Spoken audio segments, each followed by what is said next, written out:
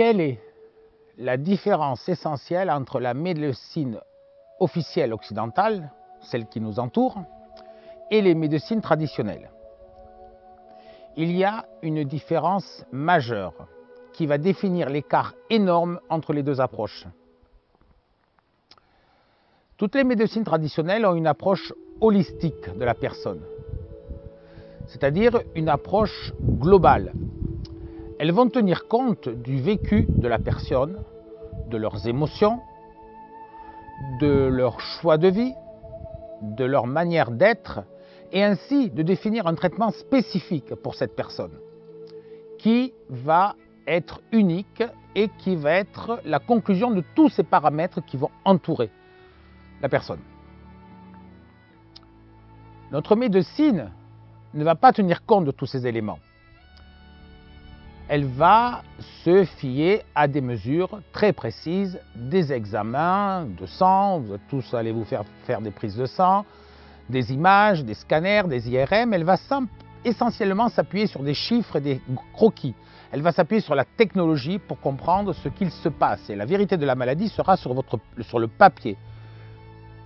Je ne renie pas la technologie, bien au contraire. Mais elle doit être complémentaire. La technologie est excellente. Elle a permis notamment, il y a quelques années, de prouver l'existence des méridiens de la médecine traditionnelle chinoise. Je trouve ça quand même très, très ironique. Alors pourquoi ironique? Parce qu'en fait, notre médecine existe depuis 150 ans. On va dire ça, l'ère pasteurienne, qui a considéré que les microbes, c'était les méchants. Et nous, vraiment, on est les gentils, on est les oies blanches. Donc cette médecine qui a 150 ans, aujourd'hui, accepte le fait, grâce à cette technologie, qu'une médecine qui dure depuis 5000 ans ne raconte pas que des bêtises. Je trouve ça intéressant. Une médecine qui ne fonctionne pas ne perdure pas.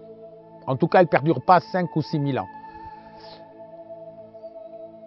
La médecine ayurvédique, je crois qu'elle est encore plus ancienne, comme la médecine tibétaine. Si ces médecines n'étaient pas efficaces, je ne pense pas qu'elles soient encore là.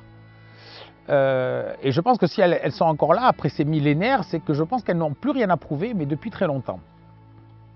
Je reviens sur la différence fondamentale entre les deux, parce que ça, c'est quand même très très important à prendre conscience.